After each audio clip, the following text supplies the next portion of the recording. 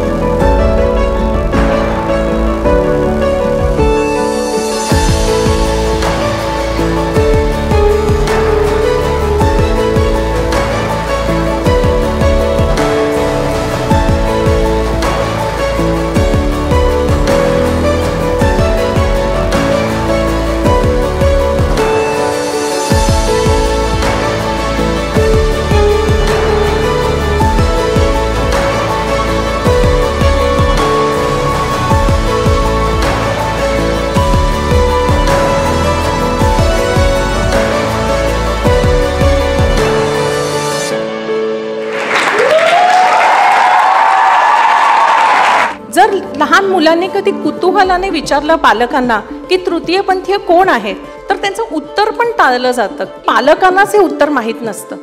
तुम्हाला माझ्यासारखी प्राध्यापिका आवडणार नाही का? तुम्हाला माझ्यासारखी शिक्षिका आवडणार नाही का? तुम्हाला माझ्यासारखी पोलीस ऑफिसर आवडणार नाही का? तुम्हाला माझ्यासारखी एखादी मंत्री झालेला आवडणार नाही का? या समाजाबद्दलचे असलेले समज याच्या पलीकडे जाऊन एक संवेदनशील मनाने आपण त्यांना आपल्या प्रवाहामध्ये कसं सामील करून घेऊ, अशा प्रकारचा प्रयत्न म्हणून हे पुस्तक आपण छापण्याचा एक प्रयत्न केला.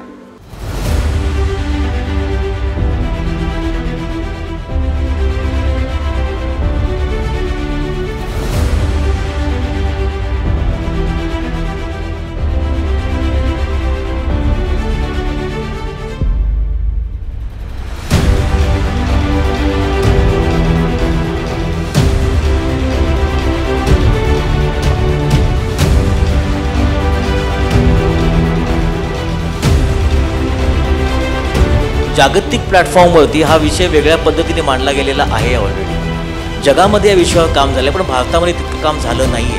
जेव्हा आम्ही एखादं काम करतो तेव्हा एक त्याला वन लाइनर ब्रीफ असतं की तुम्हाला यातनं काय साध्य करायचं. तर आमचं वन लाइनर ब्रीफ असं होतं की let's change the perception from disgrace to dignity.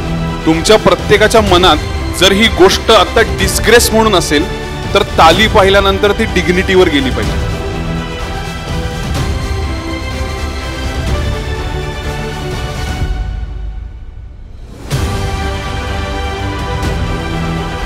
जर एवढा गव्हर्नमेंट सपोर्ट मिळतोय तर हे काम अधिक चांगल्या स्पीडने पुढे जाईल आणि लवकरात लवकर आपल्या बरोबरच हे सगळे असतील.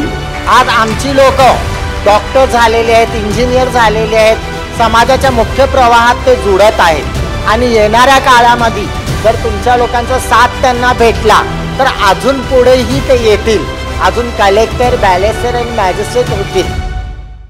बच्चे कंपनी बसलेली आहे, 18 वर्षांचे झालेत. तुमची मतदानात नावं नोंदवली की नाही नोंदवली ते पाहून घ्या. तुम्ही सगळे मतदार व्हा आणि तुम्ही तुमचे अधिकार बजावा.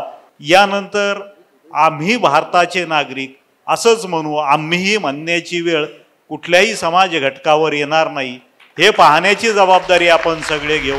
तुम्ही सगळे जे आहात, तुम्ही सगळे आज इथून जे जाल ते तुमच्या मनातला भेदभाव थोडासा कमी करून जाल आणि आय थिंक ते या कार्यक्रमाचं खूप मोठं यश आहे.